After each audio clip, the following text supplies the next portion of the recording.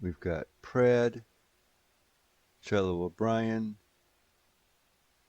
Kathleen,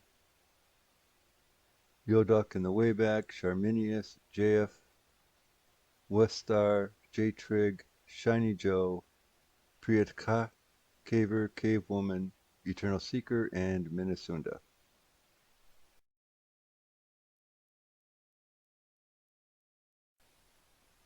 We've got Spetzel, Page, Terrafel, Dr. Chris Gare AH, Lutra, Bob01, Opcode, Ant Droid, Loritz, Elizabeth Green, Xena in Red, Kiwi next to Xena, Ziziva on the way back, Scott Miller, Thoa Kenham in front, Potru, Security First and National Trust, and Cave Woman. Tonight's story is brought to you in part by Mistlore.com for some of the history, DPWR.net for the Denis dates, UruArchives.com for the surface history corresponding to the Denis dates, and the Covernian Calendar Converter, which was written by Brett Middleton of the Fuzzy Physics Institute for converting between Denis and surface time. Tonight's story is about the events as told from the Game of Riven. The only spoiler will be in the story surrounding the game. However, none of the puzzles will have spoilers, for those of you who have not as yet played that game. Now, without further ado, I present tonight's story. As I have told these stories, we have learned about life in the cavern. We learned how the Denis came from their proud roots, seeking to shed their pride, yet pride crept back into their lives.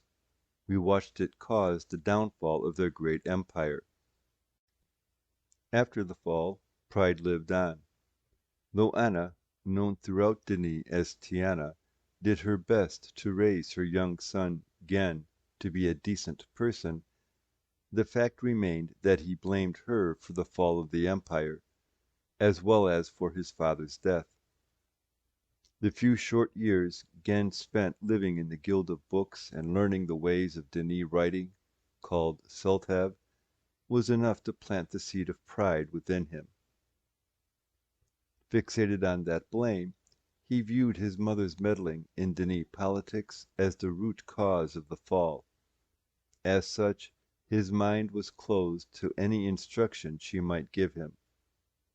Without any guidance, his pride, for what he believed the greatness of Denis to be, grew. We learned of Atris' early years spent with his grandmother Anna, as she taught him to grow up to be the man he became. We also learned of his teenage years spent with his father Gen. It took some time, but eventually Atris saw just how mad his father had become, drunk with the idea of power, of ruling over 1,000 ages as a god. We learned of his plans to save Katrin, whom he called Catherine, and the multiverse from his father's machinations. We learned how his grandmother Anna had met Catherine, and made their own plans to not only rescue the multiverse, but Atris as well. After trapping Gen on Riven, we saw Atris and Catherine make a home for themselves on Anna's age of mist.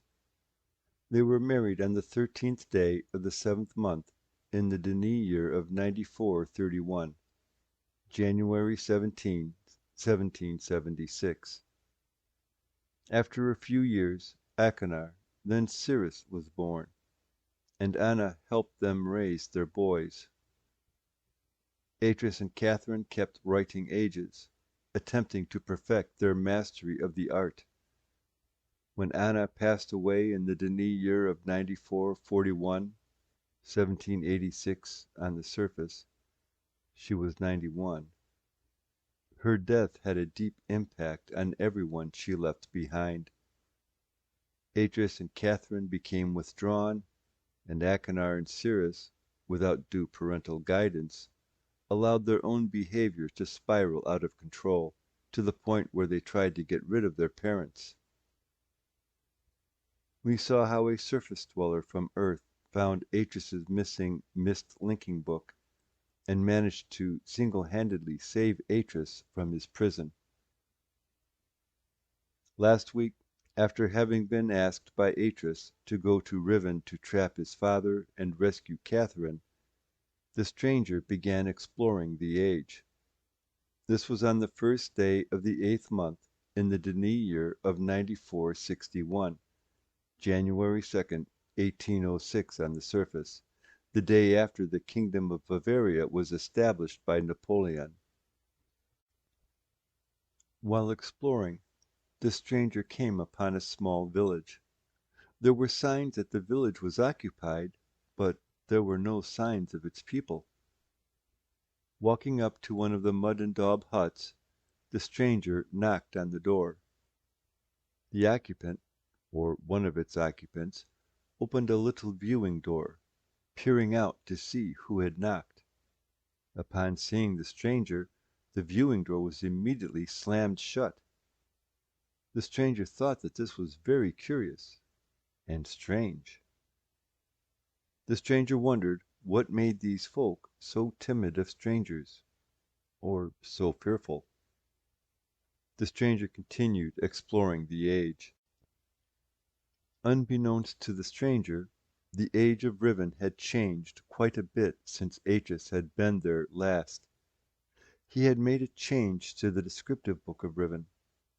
Though it had stabilized the orbit of Riven's moon, the age was still very unstable.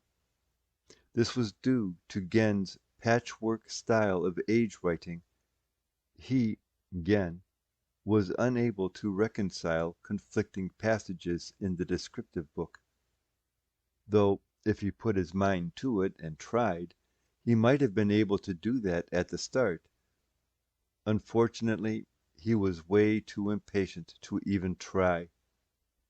As a result, Riven, like all of Gen's other ages, was inherently unstable. Over the years since Atrus and Catherine had left Gen trapped, Riven continued down its spiral path to eventual destruction from those instabilities. There had been many seismic events over the years.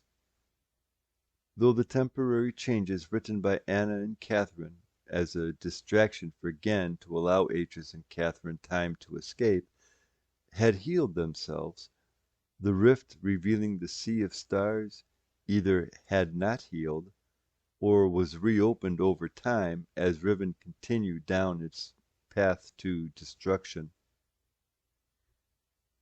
In order to fix this, Gen had constructed a patch for the rift consisting of several plates used to cover the opening in the ground.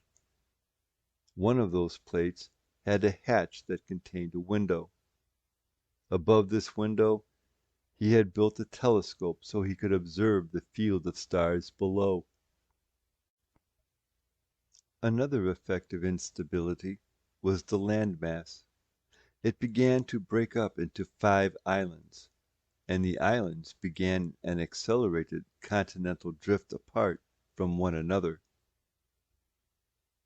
It took many years, just how many we don't know for sure, but Gen was finally able to construct linking books.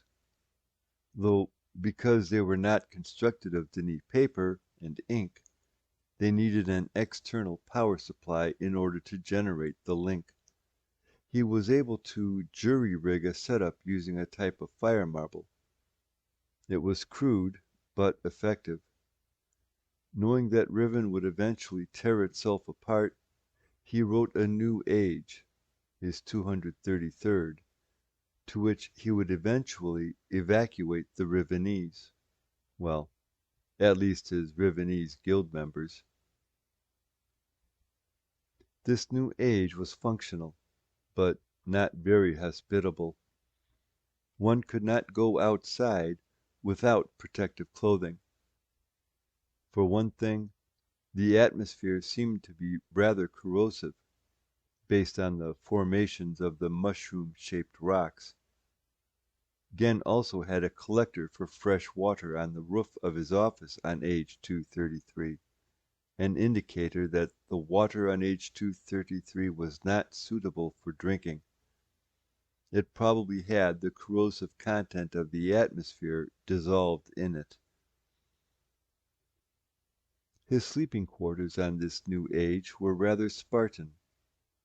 He had a cannon to play some music, a picture of his father, and a small imager with a message from his late wife that he had kept as a keepsake.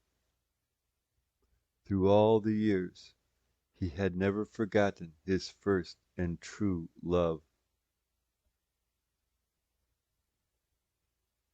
Please join us next week as we learn about rebellion, revolt, and punishment.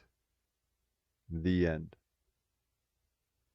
And thank you all for coming tonight, and to those of you watching at home. And time to end the story right now.